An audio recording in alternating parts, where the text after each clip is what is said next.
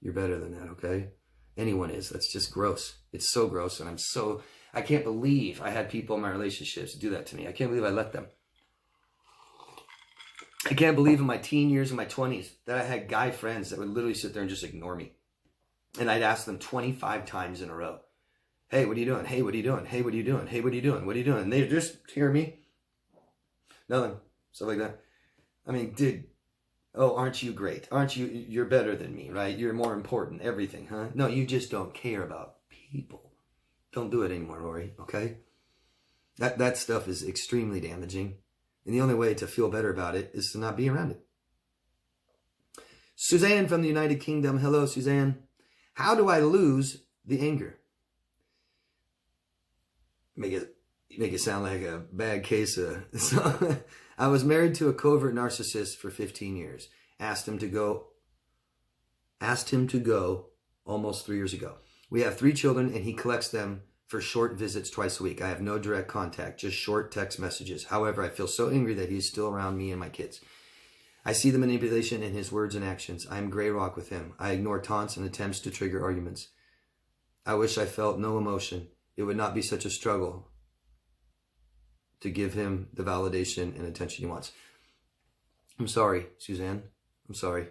15 years of marriage, of a toxic, abusive marriage is really bad. And, as beautiful as kids are and as much as you love them, it's almost a little curse, isn't it, till they're adults. Well, the obvious is heal from all the things that happened in your relationship, right? Write them down. List every single thing. Get it out, express it, say this is the one I'm angry at, and punch a punching bag and work out and talk to people and tell people. And I'm telling you, write every single thing down.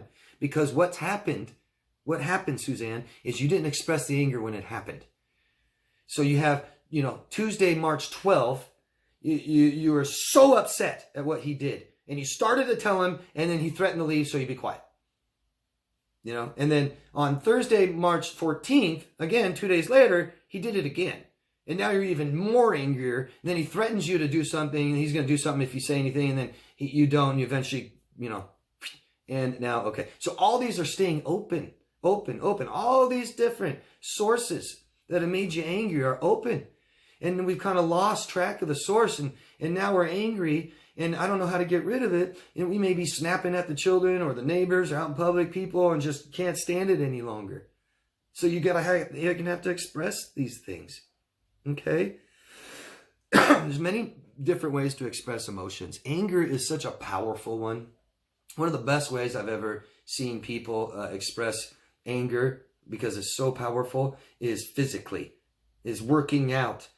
I recommend, recently I recommended a punching bag that just hangs from your ceiling. You can get the full body one now for cheap. You can get the little air ones you have when you're a kid, at least. But I think it's important to do some writing, okay? And write down all the bad things that ever happened in this relationship. And then really start to learn.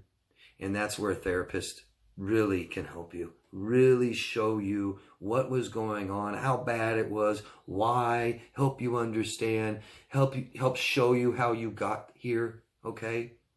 Helping you understand the people that abused you can help you heal and feel better. So you're not so angry and frustrated and hurt. So you're not experiencing this painful emotion that's tied to these experiences that are in your past now.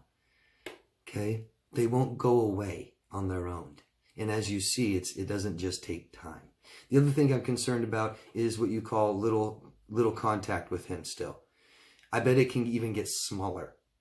I highly suggest people in these situations only communicate through email. Have a setup, have something set up, a design where you pick him up, he drops him off, and you guys never have, there's no reason to keep talking about it, right? There's no reason to just every week call it, when is it going to be down? When is it this time? Maybe stop being so helpful to him, right? You're going to say, oh, well, he's not very responsible and he doesn't call me back all the time and he wants to change the time. Stop. What does it say in the divorce? What does it say in the custody? Go by that.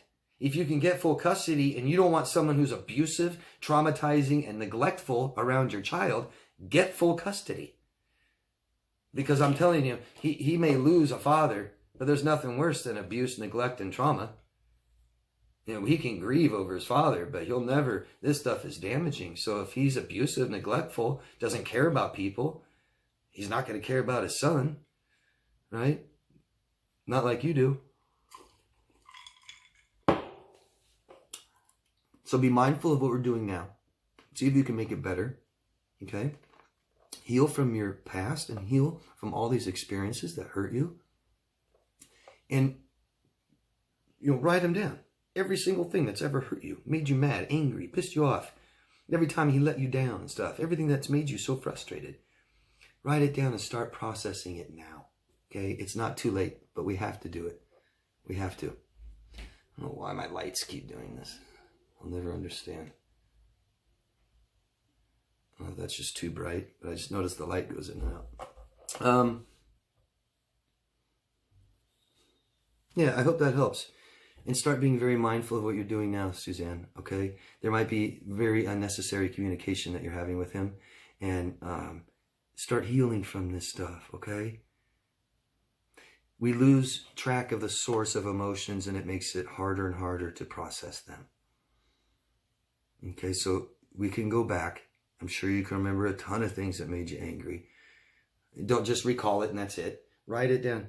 Tell somebody else, right? And express these emotions of anger that you have, because they're powerful and they're not going to go away. You've seen the angry old people. You've seen angry people in their 70s and 80s, and they're spiteful and they're hateful and they're nasty.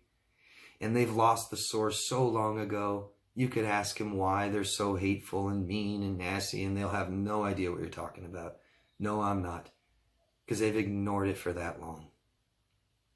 Okay? Good luck, Suzanne. And I'm sorry, and I hope the situation gets better between you and your ex for your child's sake. Rachel, how are you, Rachel? We'll just say, I don't want to give it away, but we'll say Eastern United States, since I know who you are. Facebook can literally delay your healing from trying to get over a toxic relationship. It's not conducive to healing. No, it is not. And that's a good point. I talk about all the bads. Well, what good does it do? Oh, I get support from my phone. Phone does that. Oh, I'm able to talk to my friends. You can talk on the phone. You can talk on video. You can use, I don't need to tell you all the different apps that use video. I just don't see the benefits from it. There is none.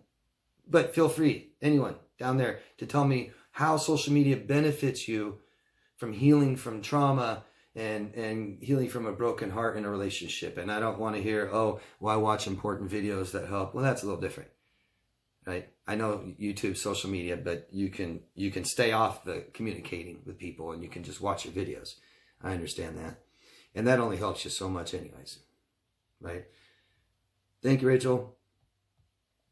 Gloria. I don't remember where you're from. I'm sorry. Hello, David. Just passing by to say hi and let everyone know, if they do not already, to read a copy of Prepared to be Tortured by A.B. Jameson. It's a good read, easy and to the point. I found a copy when having a clear out. Maybe clean out. And had to get typing. You may know this book and already made the suggestion. Stay safe and narc-free forever, Gloria. Thank you, Gloria. I don't remember this book if I've ever seen it before, but the title sure captured me. Again, the title's Prepare to be Tortured. The Price You Will Pay for Dating a Narcissist by A.B. Jameson. I can put the link down below down there for anyone who's interested in this book. I see it here on Amazon. It's got Kindle and paperback for $13. Free on Kindle. Thanks again, Gloria. Good to see you again. Adrian from the United States of America. Hello, Adrian.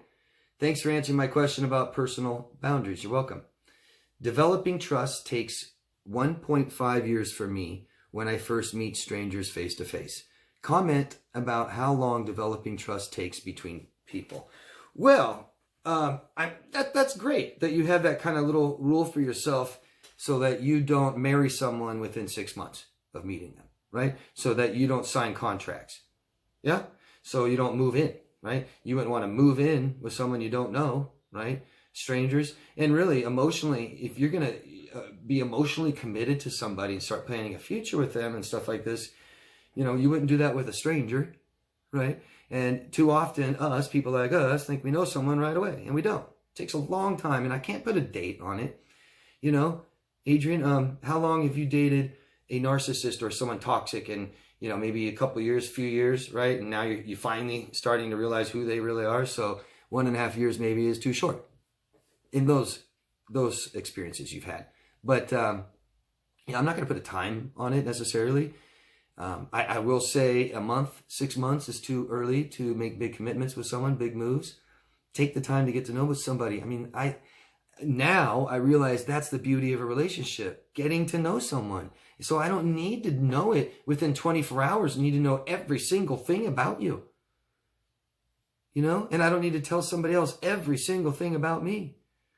The beauty of a relationship is it grows. We don't just get there and now we're here and, oh, no.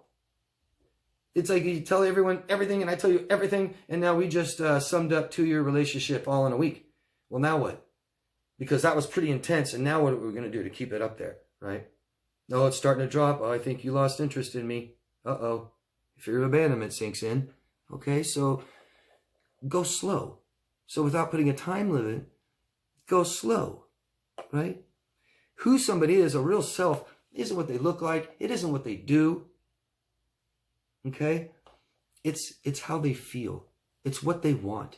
It's what they need. It's what they value in their opinion. And it's all completely different than you. So it's going to take time to get to know somebody. And that somebody needs to know who they are too. You'll know, if they're covert narcissists, you won't know. You know, I've recently dated people like that and don't know a single thing about them. I'm not saying I dated a covert narcissist. I've just dated people who were closed and didn't share with me. Right? And so I never got to know them. So I didn't make much commitment with them. You know? No. I hope that helps. I know you maybe want a time stamp. I think 1.5 years is pretty good, but that, you know, you can't do that. You can't do that. Imagine telling someone imagine telling a psychopath, I don't trust anyone for 1.5 years. Mental note, okay, I won't try. I'll just wait it out 1.5 years, and then once that 1.5 year mark hits, well, now I can do whatever I want to. You trust me. You know me. Doesn't work like that. Branson from Wisconsin. Hi, Branson from Wisconsin. I watch a lot of your videos. They really helped me clear the fog from my BPD ex-girlfriend. Now I see how she treated me and all the red flags I missed. Thanks for all your content. You are much appreciated. Thank you, Bronson. I appreciate you too very much. Thank you for stopping in to tell me that. Remember, red flags are emotions. And these emotions are based on what you want, what you need, and what you value. Okay? That's what red flags are. Hey, David, my other comment. Oh, this is by Deeper Roots Higher Self. D from Germany. Hi, D. Hi, David. My other comment was deleted, but I mentioned this a few times. I'm doing Jungian talk therapy. Thanks. And I think you mean Carl Jung. And I just want to throw that out there. I've heard that before. And you said it's supposed to really help with healing from emotional trauma. And it helps people with personality disorders too. So it's interesting. Anybody interested in that, look it up. Jungian talk therapy. Jungian. And I'm sure that's after Carl Jung. Thank you. And Charles in the United States. I believe my father lacks empathy, and narcissism very likely doesn't cover it for my late stepmother. For example, I was attacked one night and left with the kind of concussion that can make you forget your name from time to time. Harsh. When he found out about it, he was angry with me for being out and having a couple of drinks when he thought I should have been working, and told me it wasn't his problem. Yeah, he doesn't have empathy. Yeah. We'll just chalk that one up as no empathy, and if he doesn't like it, he can change, or he can try. He can start showing some empathy, but that's your own son got hit in the head so hard that you forget your name from time to time, and he focuses on what you did before that. Unbelievable. That kind of mentality creates a ton of shame because someone abuses you, doesn't it? Think about that, guys. Victim blaming. I mean, that's some of the worst victim blaming I've ever heard, right? You got raped. Well, hey, maybe you shouldn't show cleavage. I mean, that's pretty disgusting. I'm sorry. Awful. At this point, I'd already worked 2 years for Uber and Lyft, sometimes some night temp jobs in order to be available to get him and his wife to doctor's appointments. Stop. Get him to work and do a good portion of his work for him. And of course, go to the grocery store for them. Stop. His wife was on home hospice and he was undergoing treatment for lung cancer. And macular degeneration, maybe muscular, has made it unsafe for him to drive. Stop. I started doing only independent work when he got diagnosed. Stop. I wasn't going to allow him to miss an appointment or lose his home if I could do something about it. Stop. I have kept him going for years, barely keeping a home of my own and missing meals so he could keep his nice suburban house and complain about losing weight. Stop. I am supposed to be grateful. No, you're not. And he allows me to stay in the home he would have lost if I hadn't deprived myself so he could have. And I only moved in a couple months before COVID came around because his wife just genuinely hated me. Stop. It has been a hard year after a series of increasingly difficult years. I am ashamed to feel like I cannot have a decent life of my own until either he dies or I abandon them. Stop. You don't need to wait for him to die, and you don't have to abandon him. You can just stop. That's not abandonment, guys. Be clear on what abandonment is, okay? Abandoning. Making a commitment to somebody, right? A commitment to somebody, and then just out of nowhere, up and gone. Tell him. Tell him this. If he doesn't care, there's your answer. This has to stop. And if you can't stop on your own, get help. Take some of this money and give it to a therapist to help you. You said yourself you can't do this anymore, so I don't know what else to tell you except stop. And I understand and I see that the problem is actually stopping. That's your problem, right? I could say it's as easy as stopping doing it, just stop doing it. And you're like, well, that's the problem. So if you need help, get help, please.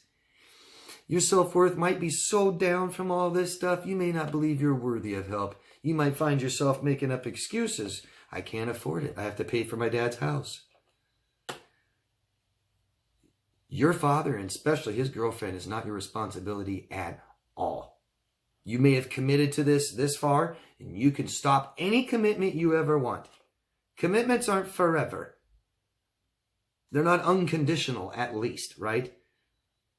If I get married someday, does that mean she's allowed to hit me? No. And if I have to divorce her, oh, I will. I'm not committed to being beaten. I was committed. Be clear on what you're committed to. What are you committed to? You're committed to your father never suffering, having every single thing he wants, not losing his house, saving their relationship. Who are you? Jesus, that's Superman. You don't have control over this stuff, by the way, a lot of this stuff. Because it's not working, right? You're out of control. You can't stop on your own. Get help. Please, get help. This is so sad. I don't know how old you are. Oh, man, but I got a good feeling you're not that young. What I'm trying to say is you've been doing this a long time. This is going to be hard to stop this. Your thought patterns. Your behavior is a little bit, like you said, it's hard to stop. Or I'm saying maybe it's hard for you to stop. That's a behavior. This is what we need to fix. Oh, it's fixable. How about that?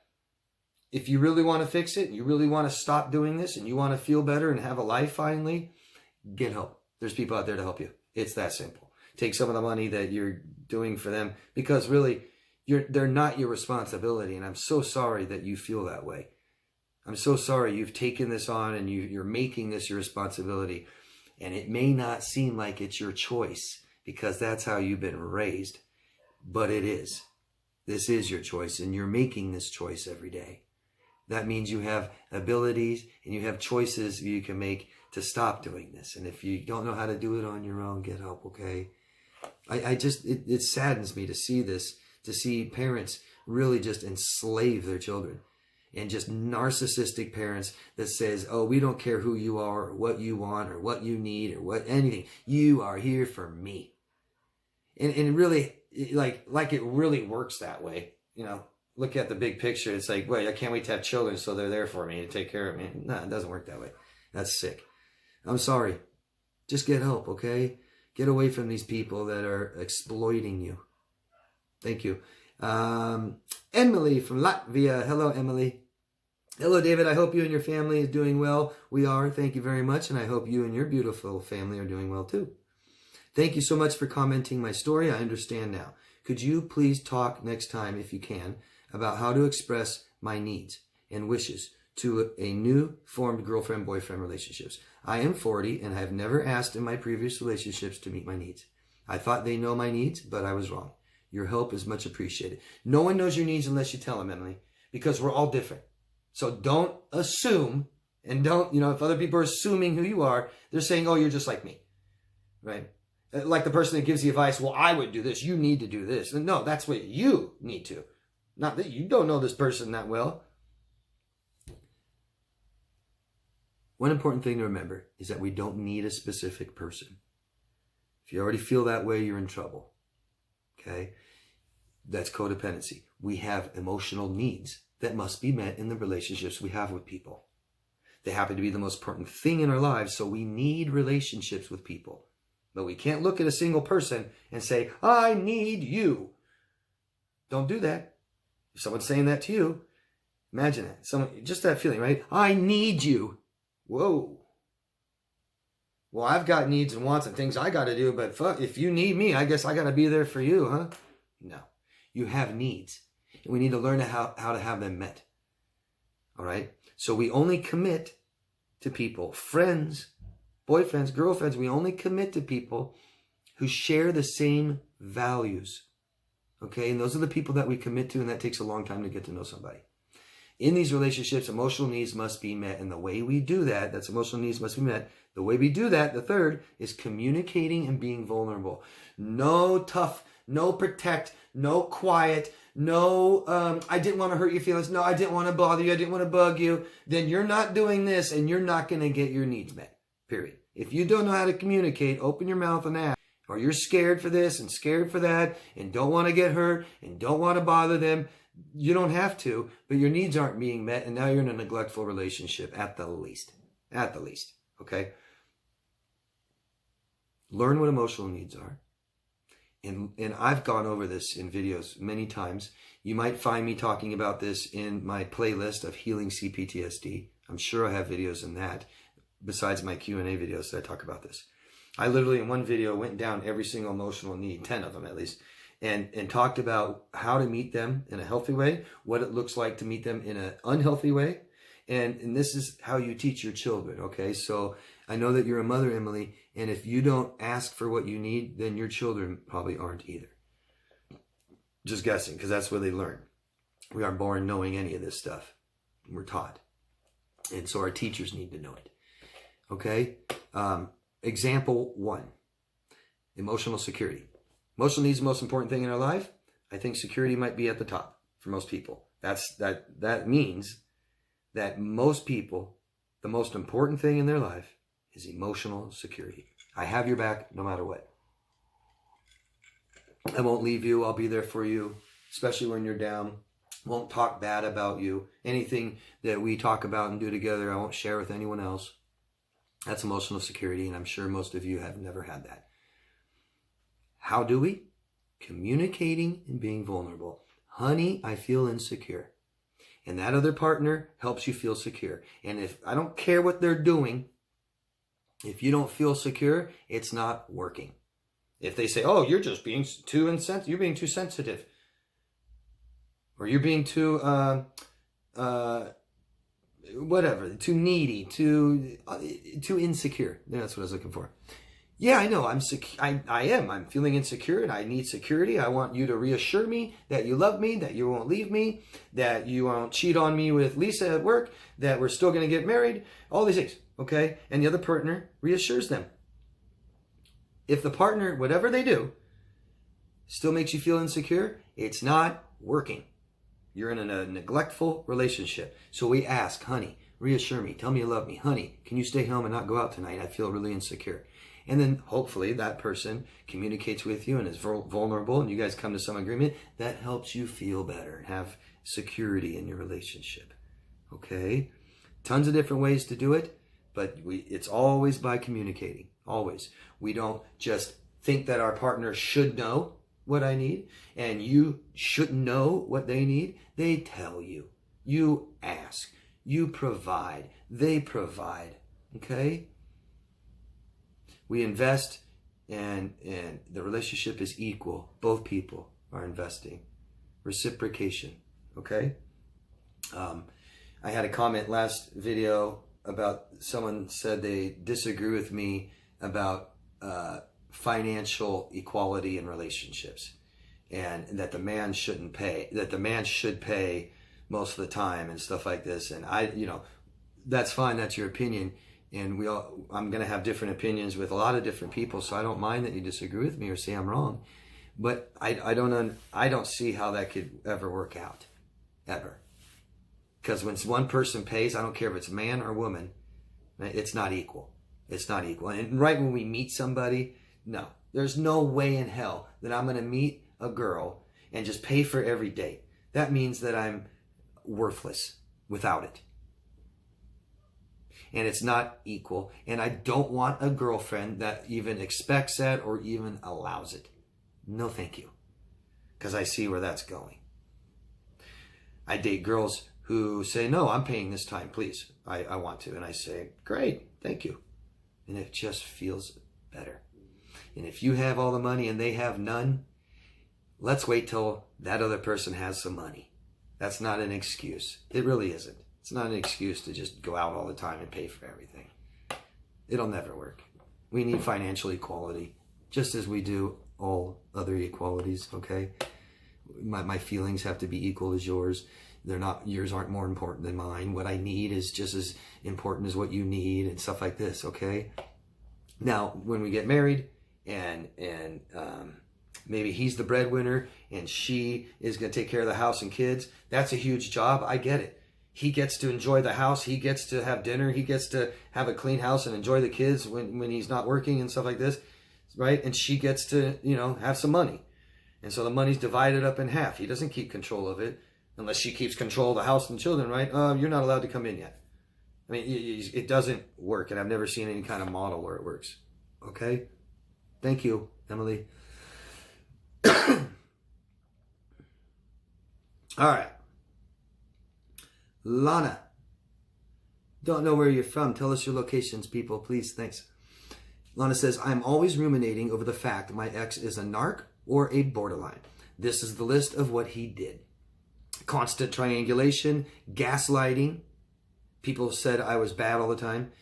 He always spoke about cheating. If we had an argument, he would say, you acted like I cheated on you, even if I didn't. Accuse him. Daily speaking of exes, waking up early to argue, crying every time I said I would leave. He became physical once I left, acted of being proud of my achievements, but did not help me with anything. Barricade the doors when I tried to escape, follow me on the street crying and begging, taking days off work after a fight because he's too depressed to work, made me repay a gift when I got one after an argument, making me sleep on the couch and he slept in my bed, making a scene in front of my clients of crying so loud everyone could hear it like I died, asked me to quit smoking because he was afraid I would die, many tantrums, punishment. I still don't know what I went through for 5 years. It's like I was asleep and completely drained of all energy. I get asked this a lot, and I'm not a doctor, and a doctor wouldn't even sit here and tell you, what one person is or diagnose a person. Even if I was just to try to guess, I would need more information, okay? And I'm not asking for it. I'm not saying, Lana, just keep telling me as much as you can about this person, Lana. First of all, the title doesn't matter, okay? And if you really want to get somewhere, how about just personality disordered, right? Because when you start splitting hairs on which one, it really doesn't matter. It really isn't a big deal. They're going to have overlapping traits of all 10, possibly, personality disorders. What you described here seems more borderline. but he also has narcissistic tendencies, right? Maybe he's a narcissist that has massive fear of abandonment, even though massive fear of abandonment is a diagnostic trait for borderline. Confusing. Now I'm just confusing you more, huh? You want me to guess? I won't. I don't know what he is. What you've described here is more borderline. Okay? So, and it's just all overlapping traits. So he could have sociopathic traits. He could have obsessive compulsive traits. He could have, there's 10. He could have traits of any other personality disorder. Okay? Sometimes it could take months for a doctor to diagnose their patient with a personality disorder. Literally, I've heard of doctors, sometimes it takes 3 months to get to know them. So you just giving me some of the behaviors of him, I can't do that to you. I wouldn't do that. It's not fair, and it's not much integrity in what I'm doing. Okay? Hope you understand. I'm sorry if I confused you more. But I can tell you genuinely, these are more leaning towards borderline. And he could have overlapping traits of narcissism. Like I said, he could also be a narcissist and have massive fear of abandonment. That's not ruled out. You don't just look at one thing anyways and say, oh, that's them. I mean, it's a criteria. We could all be a little borderline. We could all be a little narcissistic. We are. And so it's a certain specific criteria. It's got to be this, this, this, this, this. You're just naming like 1 or 2 things. So it's impossible. Okay? And you don't need to keep telling me about him. What I do is look up the DSM. The DSM is the book that doctors use to diagnose their patients. It shows the criteria for each disorder. You can do a checklist and see what you think.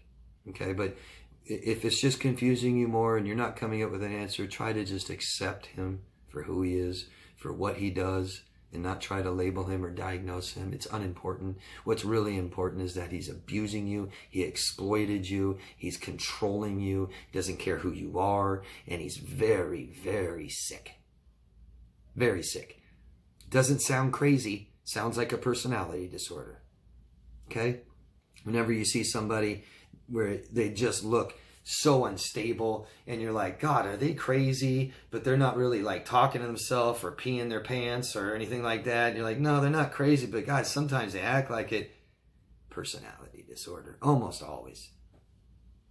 Think of it as a spectrum where there's neurosis that we all have. We're all on that spectrum.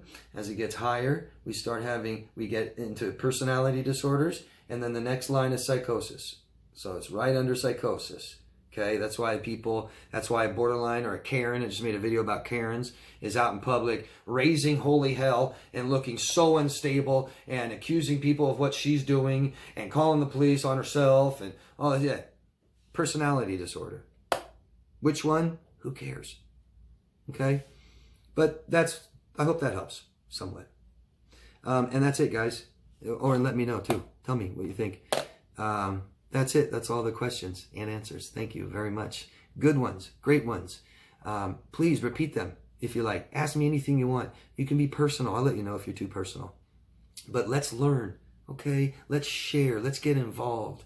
And let's do something besides just, try to ignore how we feel or learn all about the narcissist.